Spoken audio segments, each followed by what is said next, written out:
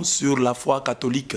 Et aujourd'hui, j'ai voulu qu'en quelques minutes, je réponde à une question. Les catholiques sont-ils des idolâtres, oui ou non? L'accusation, bien-aimés frères et sœurs, vous le savez, part d'Exode 20, verset 5. Tu n'auras pas d'autre Dieu devant ma face. Tu ne te feras pas d'image taillée, ni de représentation quelconque des choses qui sont dans les cieux, sur la terre, dans les eaux. Nos frères qui ont quitté l'Église ou qui n'ont jamais été catholiques se fondent sur ce texte et sur bien d'autres pour dire que les catholiques sont des idolâtres, car nous voyons dans leurs églises des statues, nous voyons dans leurs églises des idoles. C'est le nom qu'ils donnent aux statues qu'ils voient dans nos églises. Et ils disent, ils nous voient nous prosterner devant ces statues qui sont pour eux des idoles. Répondons d'abord à cette question en expliquant d'abord le texte. C'est ça l'interdiction fondamentale. L'interdiction principale, c'est de ne pas avoir d'autre Dieu devant la face de Dieu. Est-ce que vous qui êtes catholique, Marie, les saints, les anges et leurs statues sont-ils pour vous catholiques des dieux, oui ou non? Ça, c'est une question à laquelle vous-même vous devez répondre avant que les autres ne répondent à votre place. Est-ce que vous sentez-vous dans votre foi que Marie, les saints, les statues des saints que nous avons à l'église, que vous allez avoir chez vous à la maison, prennent-elles, ces statues-là, prennent-elles la place de Dieu dans votre cœur? Prennent-elles la place de Dieu dans votre vie? Voilà la question à laquelle, personnellement, vous devez répondre avant d'être troublé par quelqu'un qui viendrait avec une interprétation alambiquée de ce texte d'Exode 25. Donc, alors, la vraie question, je la pose souvent. Je dis, mais ceux qui nous accusent d'être des idolâtres, on peut leur poser la question. Et vous qui nous accusez d'idolâtrie, l'argent, le sexe, le pouvoir, la télé, le sport, votre travail, votre profession, sont-ils de Dieu pour vous? Prennent-ils ou peuvent-ils prendre la place de Dieu dans votre cœur? À cette deuxième question, et catholiques, et protestants, et pentecôtistes, nous pouvons répondre oui. Parce que justement, l'argent peut prendre la place de Dieu dans nos cœurs. Le sexe, le pouvoir, la profession, le travail peuvent prendre la place de Dieu dans nos vies. Donc, la véritable idolâtrie se trouve ailleurs. Se trouve ailleurs et non dans les statues. Mais puisqu'on parle des statues, arrêtons-nous à elles. Le texte dit ceci. Parce que l'interdiction principale, j'ai dit, tu n'auras pas d'autre Dieu devant ma face. Il expliquait. Tu ne feras pas d'image taillée, d'image sculptée, ni de représentation quelconque. Représentation. Il y a d'un côté image taillée, de l'autre représentation quelconque des choses. Parce que souvent, ça, la question dit des choses qui sont dans les cieux, des choses qui sont sur la terre, des choses qui sont dans les eaux. Alors si je fais une statue de Jésus, Jésus est assis maintenant à la droite de Dieu le Père. Peut-on considérer Jésus comme une chose? Peut-on considérer les anges comme des choses? Peut-on considérer les saints, la Vierge Marie comme une chose? Parce que c'est représentation quelconque des choses. D'abord là il y a un problème, hein, l'interprétation des choses. Mais laissons cette question-là des choses. Que les images à ne pas servir, des images devant lesquelles on ne doit pas se prosterner, ce sont des images taillées, des représentations quelconques, considérées comme des divinités, considérés comme des dieux et donc des idoles. C'est ça. Donc Dieu interdit ici l'adoration des idoles. L'adoration des idoles. Dieu n'interdit pas la fabrication des statues. Parce que dans la Bible, il y a des textes, je vais les montrer, où Dieu recommande à ses enfants de sculpter, d'avoir des statues. Dieu n'est donc pas contre les statues, Dieu est contre les mauvais usages que les hommes peuvent en faire. Donc, les images ne sont pas proscrites par Dieu pour ce qu'elles sont, parce qu'elles sont des images, mais pour le service auquel on les destine. Les statues de la Vierge Marie, notre mère, les statues des saints, le chapelet, ne sont pas des divinités. Ils doivent néanmoins être entourés d'un grand respect. Et c'est ce grand respect que nous, catholiques, nous appelons la vénération. Comme quelqu'un ne peut pas accepter qu'on déchire le drapeau de son pays, qu'on le brûle. À moins qu'il soit contre le pays. Mais quelqu'un qui aime son pays ne voudra pas, n'acceptera pas que le drapeau de son pays soit brûlé. Quelqu'un qui aime sa mère n'acceptera pas que la photo de sa maman soit déchirée, qu'elle soit brûlée, qu'elle soit piétinée. On l'entoure d'un grand respect. C'est une photo, ce n'est pas ma mère, mais c'est la photo de ma mère. Mais elle doit être respectée. Je la garde jalousement. Si je n'ai qu'une photo de ma mère, je dois la garder jalousement.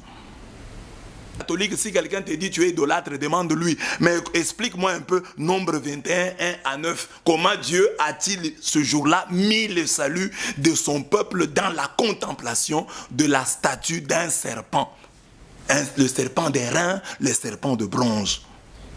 Dieu avait 1000 moyens pour sauver son peuple. Je veux dire, tout celui qui est mordu, qui lève les yeux vers les cieux. Dieu n'a pas dit ça. Ne levez pas les yeux vers les cieux. Regardez le poteau, là où il y a le serpent de bronze. Dieu n'est pas contre les statues. Dieu n'est pas contre les arts plastiques. Dieu est contre le mauvais usage que les hommes en font. Dieu est contre les statues qu'on transforme en divinités. Dieu est contre les statues qui sont des fétiches, qui sont des idoles. Ce sont ces statues-là que Dieu combat.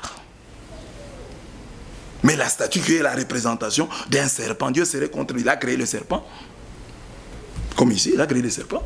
Il dit que les serpents, c'est une image, une représentation du diable. Mais Dieu n'est pas contre les serpents. Le serpent est une créature de Dieu. Mais pour parler du diable, on dit les serpents antiques. Le serpent d'airain est la preuve que Dieu n'est pas contre les statues, mais contre l'usage que les hommes en font. Dieu est contre la transformation des statues en idoles, en divinités. C'est clair comme l'eau de roche, mes bien-aimés. Ça, c'était le deuxième témoin. Troisième témoin, les statues dans le temple de Salomon. Parce que ici, un jour, j'ai discuté avec un frère des églises de réveil, je lui donne les deux textes. Il me dit, oui, dans tous ces cas ici, c'est Dieu qui a dit. Mais vous, les catholiques, vos statues là de Marie, où est-ce que Dieu vous a dit? J'ai dit, voilà, je te donne un autre texte où Salomon a mis des statues dans le sein des saints, sans que Dieu le lui ait dit. Nous sommes dans le premier livre de Chroniques, chapitre 3, verset 10. On dit que Salomon, dans le sein des saints, a placé 2 statues, 2 chérubins. Les chérubins, il y en avait 2 sous l'arche. C'était des petites dimensions. Mais dans le sein des saints, il y avait 2 chérubins plaqués d'or, dont les ailes mesuraient 2,5 mètres. Si les ailes de ces statues avaient chacune 2,5 mètres, la statue devait être mastodonte. Elle devait être grande. Elle devait être grande. Mais ils sont là. Elles sont là, les statues, dans le temple de Salomon. Et Dieu a approuvé le temple de Salomon. La colonne de nuée, la nuée de gloire est descendue le jour où Salomon a consacré, a dédicacé le temple. Dieu donc a approuvé le temple de Salomon avec les statues qu'il y avait à l'intérieur. Il n'y a aucun texte qui dit Dieu dit à Salomon, mais Salomon lui-même a fait. Dans le sein des saints, il a mis 2 statues Mais nos frères ont des problèmes parce que quand ils lisent le texte, ils trouvent que Salomon a mis 2 chérubins. Alors, si quelqu'un n'est pas attentif à penser chérubins, c'est quoi? Il y passe vite. Il ne sait pas que chérubins, là, les chérubins, là, d'or, ce sont des statues. Alors, il ne sait pas. Alors, on le trompe dans l'église catholique. Il y a des statues. Alors, on quitte l'église catholique parce qu'il y a des statues. Mais au temple construit par Salomon, approuvé par Dieu, la nuée de gloire est descendue. Dans ce temple-là, même sous les murs, il y avait des dessins, des bœufs. On avait dessiné des vaches dans le temple de Salomon. Ça, c'est le peuple d'Israël. Et dans le Saint des Saints, il y avait des sculptures de 2 chérubins, dont les ailes mesuraient 2,5 mètres. Des grandes statues dans le Saint des Saints. Ça, c'est 1 Chronique 3, 10. Les statues des chérubins dans le Saint des Saints est la preuve que Dieu n'est pas contre les statues, mais contre l'usage que les hommes en font, contre la transformation des statues en idoles, en divinité. La dernière preuve sont les monuments dans le temple, dans la maison de Dieu. C'est une promesse que Dieu fait aux eunuques. Nous sommes là dans Isaïe 56, 4 à 5. Que dit le texte? Aux eunuques qui observent mes sabbats. Parce que les eunuques se plaignaient. Nous sommes des eunuques. Nous ne pouvons pas mettre au monde. Nous ne pouvons pas avoir des enfants.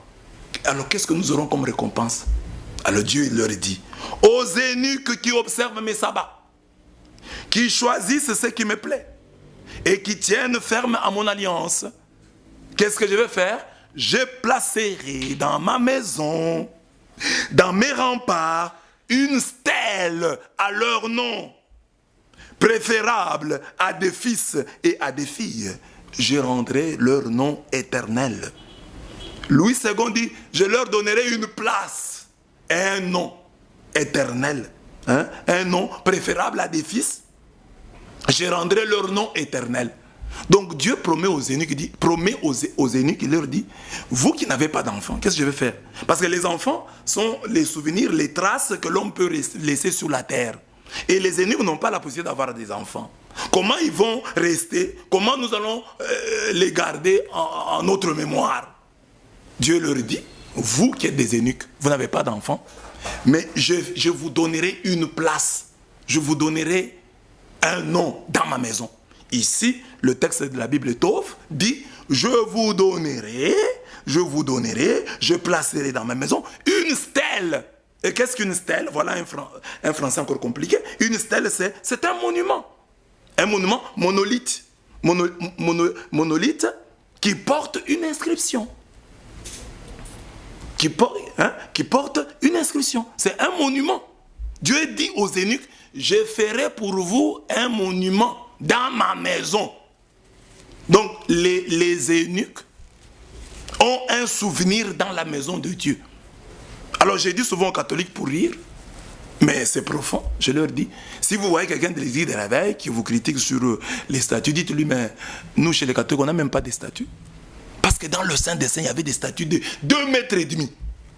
Nous avons des petites statues. Mais dans le Saint des Saints, il y avait des grandes statues. Donc l'église catholique n'a encore rien fait. Et Dieu promet en Isaïe 56, 4 à 5, aux eunuques, à ceux qui lui seront fidèles, il leur promet à chacun un monument, une stèle, un mémorial dans sa maison. Alors, donc, dans l'église catholique, on n'a même pas des statues parce qu'on en a, je sais pas, 2 ou 3. On peut trouver dans une église 2 ou 3, 4. Mais ici, on dit à chacun des eunuques, tous ceux qui ont gardé les sabbats de Dieu, tous ceux qui sont restés fidèles à Dieu, on doit normalement leur donner une place, c'est Dieu lui-même qui a décidé ça, une place et une stèle, un monument dans la maison de Dieu. Donc, c'est normal qu'on trouve des monuments dans la maison de Dieu, car cela a été promis aux eunuques en Isaïe 56, 4 à 5. Chers catholiques, chers frères et sœurs, voilà, nous avons là donné quelques textes de la Bible qui peuvent vous aider à discuter avec les frères d'autres églises sur la présence des statues dans notre église. Mais le vrai problème, pour vous catholiques et pour vous, frères d'autres églises, c'est de nous poser la question. Pourquoi Dieu a-t-il interdit les statues?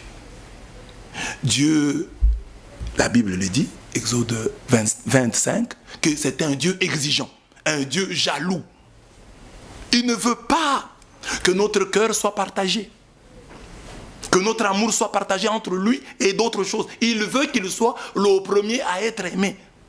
Et au lieu d'accuser, d'accuser les uns d'être idolâtres, il faut nous poser la question sur notre propre idolâtrie.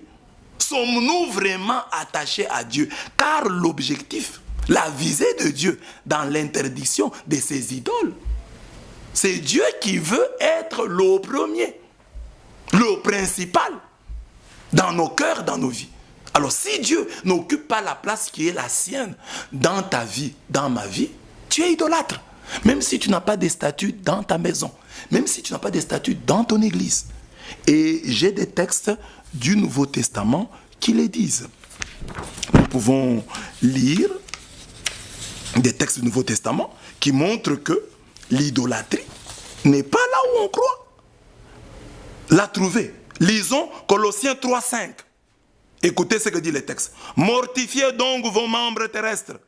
Fornication, impureté, passion coupable, mauvais désir et la cupidité qui est une idolâtrie. Voilà ce qui attire la colère de Dieu sur ceux qui résistent. Colossiens 3,5.